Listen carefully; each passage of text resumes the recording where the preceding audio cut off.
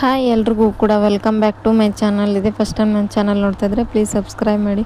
ವೇದ ಮತ್ತು ಅವ್ರ ಅಮ್ಮನ ಕರ್ಕೊಂಬಂದ್ಬಿಟ್ಟು ವಿಕ್ರಮ್ ಅಮ್ಮನ ಕರ್ಕೊಂಬಂದ್ಬಿಟ್ಟು ಮೂವಿ ನೋಡೋಕ್ಕಂತ ಇಲ್ಲಿ ಬಂದಿರ್ತಾರೆ. ಆದರೆ ಅಲ್ಲಿ ಹೇಳಿರೋ ಥರ ಟೆಂಪಲ್ ಹತ್ರ ಹೇಳಿರೋ ಥರನೇ ಇಲ್ಲಿ ಕೂಡ ನಡೀತಾ ಇರುತ್ತೆ. ಹಾಗೆ ವೇದ ಫುಲ್ ಖುಷಿಯಾಗಿ ಮೂವಿ ಎಲ್ಲ ನೋಡ್ತಾ ಇರ್ತಾರೆ. ವಿಕ್ರಮ್ಗೆ ಏನು ಅಪಾಯದಲ್ಲಿದ್ದಾಳೆ ಅನಿಸ್ಬಿಟ್ಟು ಅಲ್ಲಿಗೆ ಬಂದಿರ್ತಾನೆ. ಇಲ್ಲಿ ರೌಡಿ ಕೂಡ ವೇದನ ಹತ್ರನೇ ಕೂತ್ಕೊಂಡಿರ್ತಾನೆ. ಯಾವಾಗಾದರೂ ಕೆಚ್ಚಿಟ್ಬಿಟ್ಟು ಹೊಡಿಬೇಕು ಅಂತೇಳಿ, ಆದರೆ ಅವಳು ಸಿಳ್ಳೆ ಹಾಕೊಂಡು ನೋಡಿ ಅವ್ನಿಗೆ ಡಿಸ್ಟರ್ಬ್ ಆಗ್ತಾ ಇರುತ್ತೆ. ಹಾಗಾಗಿ ಹಾಕಿರೋದಿಲ್ಲ. ಅವನು ಹಾಕಿರ್ಲಿರೋದ್ರಿಂದ ವೇದ ತುಂಬ ಖುಷಿಯಾಗಿ ಸಿಳ್ಳೆ ಎಲ್ಲ ಹಾಕೋತಾ ಕೂತ್ಕೊಂಡಿರ್ತಾಳೆ. ವಿಕ್ರಮ್ ಕೂಡ ಹಾಗೆ ಮೂವಿ ನಡೀತಾ ಇರೋ ಜಾಗಕ್ಕೆ ಬಂದುಬಿಡ್ತಾನೆ.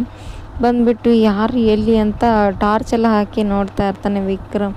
ಆದರೂ ಕೂಡ ಎಲ್ಲಿ ಕಾಣಿಸ್ತಾ ಇಲ್ಲ. ವಿಕ್ರಮ್ ತುಂಬ ಟೆನ್ಷನ್ ಆಗಿಬಿಟ್ಟು ಯಾರಾಗಿರ್ಬೋದು ಅಂಥೇಳಿ ವಿಕ್ರಮ್ ತುಂಬಾ ಟೆನ್ಷನ್ ಮಾಡ್ಕೊಂಡು ಹುಡುಕ್ತಿರ್ಬೇಕಾದ್ರೆ ಸಿಕ್ಕೇ ಬಿಡ್ತಾನೆ. ಅವನು ಸಿಕ್ಕಿದ ತಕ್ಷಣವೇ ಅವನು ಹಿಡ್ಕೊಂಬಿಟ್ಟು ಕಪಾಳ ಹುಡುಕ್ಬಿಟ್ಟು ಮತ್ತೆ ಚಚ್ಚಿ ಎಲ್ಲ ಅವನ್ನ ಇದನ್ನು ಮಾಡಿಬಿಡ್ತಾನೆ. ಹಾಗಾಗಿ ಅದನ್ನೆಲ್ಲ ನೋಡ್ತಾ ಇರೋ ವೇದ ಮತ್ತು ವಿಕ್ರಮ್ ಅವ್ರ ಅಣ್ಣ ಅವರೆಲ್ಲ ಫ್ರೆಂಡ್ಸು ಎಲ್ಲರೂ ಕೂಡ ಅಲ್ಲೇ ಇರ್ತಾರೆ. ಹಾಗಾಗಿ ವಿಕ್ರಮ್ ಹೊಡೆದಿರೋದನ್ನು ನೋಡಿಬಿಟ್ಟು ವೇದ ತಪ್ಪಾಗಿ ಅರ್ಥ ಮಾಡ್ಕೊಂಡಿರ್ತಾಳೆ.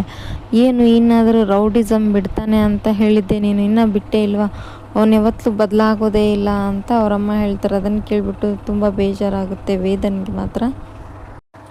ವಿಕ್ರಮ್ ಯಾವತ್ತೂ ರೌಡಿಸಮ್ ಮಾಡಲ್ಲ ಅಂತ ಹೇಳಿದೆಯಲ್ಲ, ನಿನ್ನ ಕಣ್ಣಾರ ನೀನು ನೋಡಿದೆ ತಾನೆ, ನಿನ್ನ ನಂಬಿಕೆಗೆ ದ್ರೋಹ ಮಾಡ್ದ ಅಂತೇಳ್ಬಿಟ್ಟು ವೇದನ ಕರ್ಕೊಂಡು ಹೋಗ್ತಾಳೆ ಅವರಮ್ಮ ಕರ್ಕೊಂಡು ಹೋಗ್ಬಿಡ್ತಾಳೆ. ಬಾ, ನಿನ್ಗೆ ಇದೆಲ್ಲ ಸರಿ ಹೋಗಲ್ಲ ಅಂತೇಳ್ಬಿಟ್ಟು ವೇದನ ಕೈ ಹಿಡಿದು ಕರ್ಕೊಂಡು ಹೋಗ್ತಾರೆ.